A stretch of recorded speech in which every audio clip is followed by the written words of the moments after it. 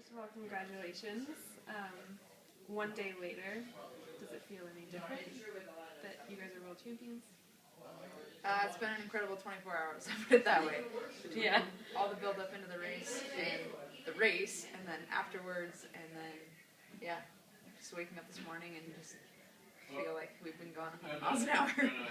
Slept pretty good last night. I got to Skype with my parents, and that was really cool. It was really neat to be able to talk to them in person, and just, you know, my dad wanted to hear all the blood and guts of the race, and so, yeah, that was pretty cool. Yeah. I think it was kind of fortuitous that this happened right kind of on Berkey weekend. I mean, probably one of the most exciting weekends back for cross-country skiing back in the U.S. and it's kind of like icing on the cake. So, yeah, it's kind of cool to take something for people that are already fired up and get them fired up even more.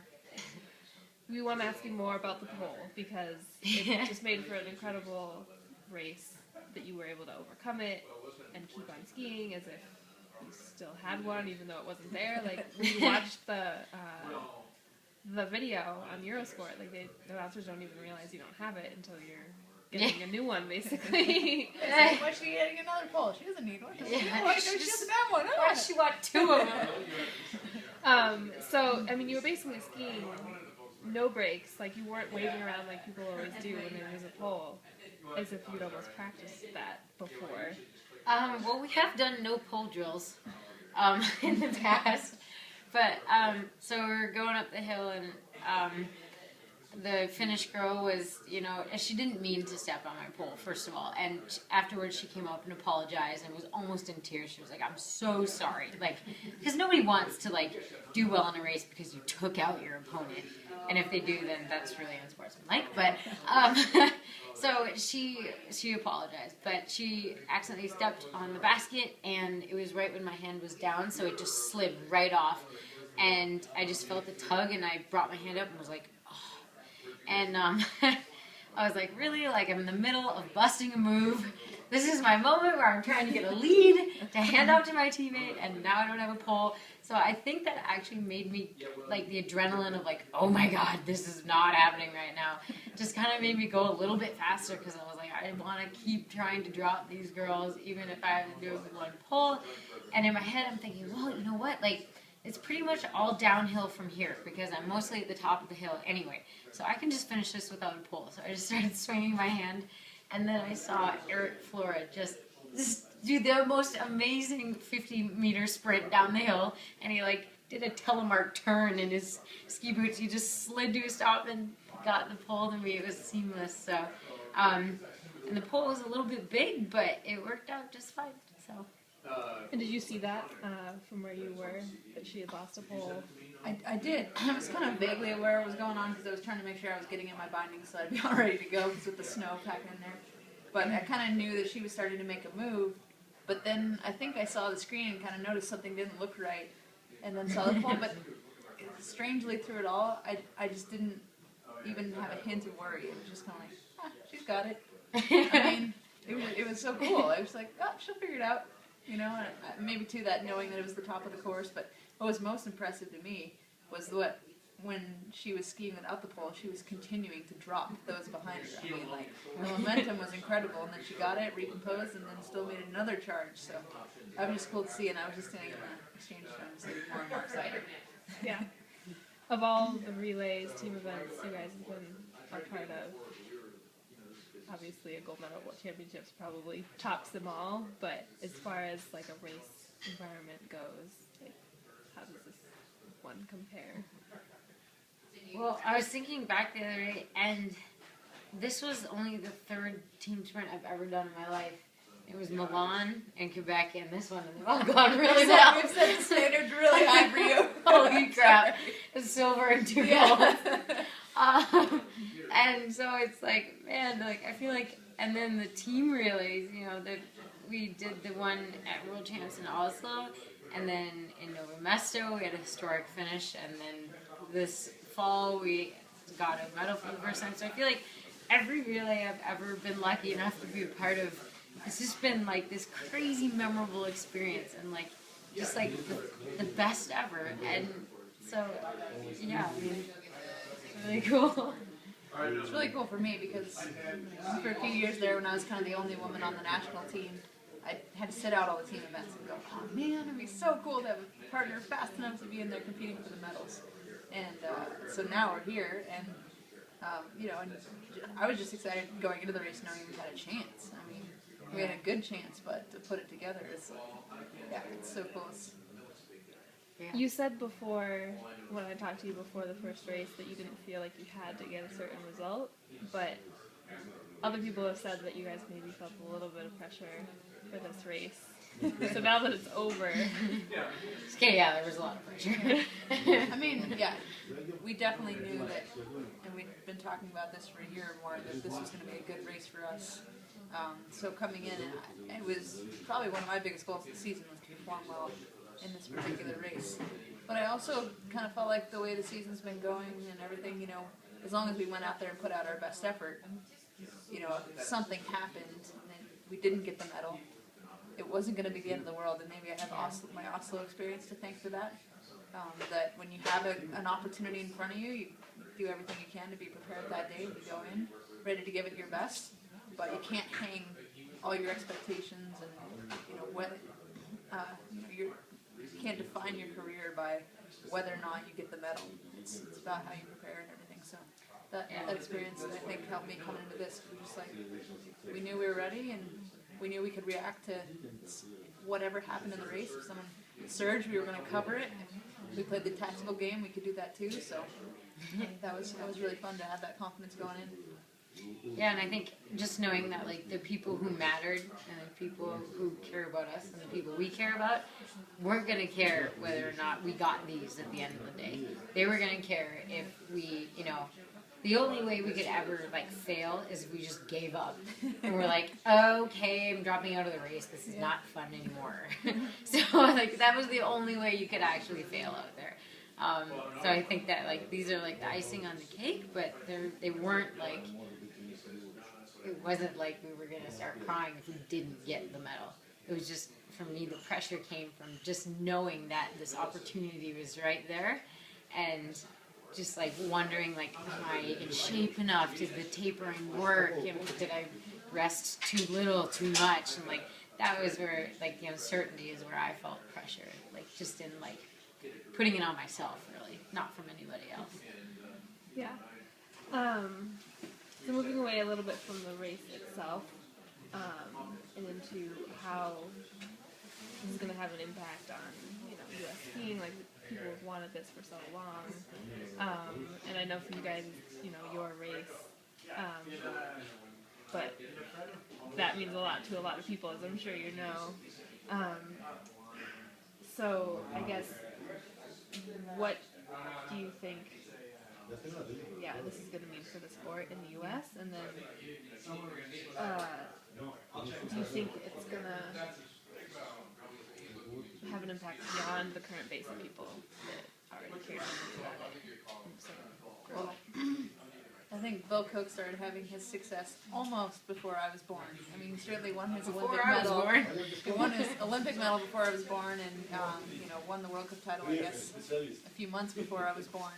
So, and we're still talking about that, and we're still using that as fuel and confidence for what we're trying to do now. So hopefully, you know, our success today, just again proving that we can be best in the world, will fuel the whole next generation. And the cool thing is I don't think there's going to be such a gap between that past success and now where we are now. I think this is just going to keep steamrolling and building and building, and I think you're seeing that with our success at kind of the World Junior and the U23 level and everything. It's just the confidence is higher than it's ever been, and so I just hope there's a lot of little girls out there in particular just wanting to be Jessie Diggins and reenacting what we did and just dreaming about doing it themselves someday. Yeah, I totally echo that. Like, I think, whenever we get to work with, like, juniors and at these camps and we have people jumping in behind us for intervals and stuff, like, that to me is the coolest thing, because these kids are fired up and they're working hard towards their goals, and that was exactly what I was doing. Like, couple of years ago, I'd get to jump in behind Kikkan for like the first 30 seconds of her interval, and I was working so hard to try to keep up, and it was just like, it's the coolest thing ever. So I think maybe, you know, if these, like the medals and stuff can help inspire, you know, kids to like stick with the sport, and work hard and be inspired, then that'll be really awesome. Yeah. And for you, Kikkan, like you have essentially watched Jessie like come into her own within the span of your own career. Did you expect, you know, it seems like a couple years ago, a lot of people were saying, oh, there's so much talent like coming up with the women in the U.S., and all of a sudden it's here. That you expect it to happen that fast? I've been blown away by the trajectory of this team. I mean, like I said, a few years ago, I was just hoping for a teammate, and all of a sudden we've got a whole team of them. You know, I mean, it was a tough decision to decide who was going to be on this team, and it's going to be another tough decision in a couple days when we decide who our 4x5K relay is. So I'm super impressed. I mean, these guys have just you know, gone way past where I was at that point in my career, and it's really cool to see, and I'm just happy to be able to share all this with everybody. Yeah, how do you feel like this sets you guys up for Sochi? Does it create some extra pressure? Does it increase your own expectations? I mean, I know it's a long ways off, but... And Sochi is a classic team sprint as well. So, that will be a little bit different. Yeah, I'm excited. I think what this does is this gives us a chance to just get a little bit more attention for cross country. You know, I mean, the Alpine team showed up big and won some medals at their World Championships, so that will be getting a lot of attention going to Sochi. But it's nice to be like, hey, we're cross country, we're here too. You know, we're ones to watch going into Sochi. And what's cool about us is, you know, we can go and make more history. Like they've done everything in Alpine, they've done everything in all the other sports. But we're the first sport, you know, in women's cross country skiing to do something that's never been done before. So this certainly gives us a lot of confidence. I think there'll be a lot of good positive attention. But going into Sochi, I mean, for the team sprint, it's definitely an event we'll look forward to. But I think we have a little bit of room to go in our classic before we can really feel like we're in quite the same position as we were coming into here. Yeah. I think it is mostly just like a good confidence builder to be like, you know, like the people you're skiing with have Olympic gold medals back home, and to just know that, like, hey, we just like pulled a move on them and dropped them, like that's cool. Like it's confidence building to know that, like you know, you can always look at them like, oh, they're the best in the world, I'll never ski as fast as them, but we just didn't. So it's like it makes everyone a little bit more like mortal. Like they're not untouchable. So yeah. Now that you guys have had some success and consistent success in sprinting, are you treated differently out of the course by the other women? Well, I think we've developed a really good reputation amongst the other teams. I think they can see how much fun we have together, how much we gel together. You know, they've gotten to know us and know kind of our circumstances, knowing that we're a pack of gypsies on the road together for 5 months, you know, doing the laundry in the sink some days, and they can they can appreciate where we've come from, and so I think they're genuinely excited to see our success. They know it's good for the sport to see more nations on the podium, and they're friends they've trained alongside us, so there's definitely a lot of respect, and I think in some ways they're kind of jealous of the team we've created, because we have so much fun out there. Yeah, I think a lot of the teams are. We've had coaches from other teams approach Matt Wickham and say, "How do you get everyone on this team to get along? And like, how do you make such a strong team that supports each other? Because like, especially when you're doing something like a relay, if you don't like the person you're taking off to, like that's kind of a problem, you know? And Matt's just kind of like, what? Like, we're all like pointing at Matt and stuff. We're like, but yeah, I think it is cool. Like our team just like fits together so perfectly, and that's something really cool that I think the other teams really admire. Yeah, but in terms of even like in the middle of a race, you know, do people like give you a little more room because? Well, not me, apparently. Yeah. Sorry. I definitely think that they're onto us. You know, they know what we're capable of, and that does give. There's a little bit of an intimidation factor. And, you know, they're not by any means going to get out of our way. But I think when they get to the start line, they're feeling a little bit nervous that USA is the race. So that's a cool new place to be. Yeah. Yeah. Do you think that helps you? I mean, Yeah, I mean that's something I've been working on over the last 10 or 12 years that I've been at this, is kind of developing that confidence, getting to the start line, knowing that I can, you know, compete with these guys. Their past accolades, you know, don't mean they're untouchable. So it's really fun to get in the race. I mean, I think we were ranked number 1 or number 2 really going into this race. And so that's just cool. I mean, it's still exciting for me because I remember where we were when we were here 10 years ago, and it just, these medals didn't even feel like they were the realm of possibility.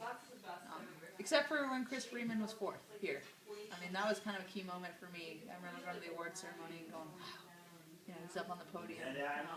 But I myself felt very far from that, so it's cool to think 10 years later, here we are on the podium ourselves. yeah. I think those are all my questions, but if, you know, there might be some, you know, young girls watching this video, is there anything you want to say to them? Is it sign off? Ask the female. Yeah, and I mean, it's amazing, just this journey that we're on, what we get to do every day. It's so cool, and that's what I want people to know. I mean, all the hard work and sacrifice it takes, and you know, for me it took over 10 years to get to this point, but I've had so much fun along the way. I've met cool people, I've gotten to amazing places, and all that work, when you get to stand on the podium and get a medal draped around your neck, and know you're best in the world, it's worth every single minute of it.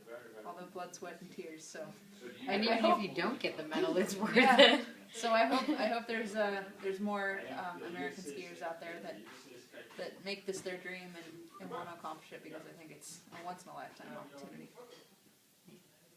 All right. Thanks, guys. Yeah.